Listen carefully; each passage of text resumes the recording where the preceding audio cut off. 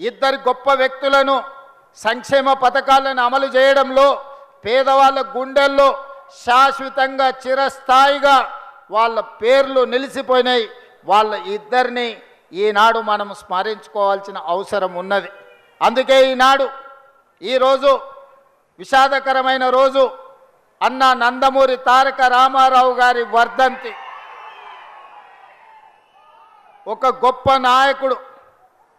ఒకనాడు తెలుగు వాళ్ళంటే మదరాసీలని పిలుస్తున్న సందర్భంలో తెలుగువాడి ఆత్మగౌరవాన్ని ప్రపంచానికే చాటి చెప్పిన గొప్ప నాయకుడు నందమూరి తారక రామారావు గారని ఈ వేదిక మీద నుంచి సగర్వంగా నేను తెలియజేస్తున్నా.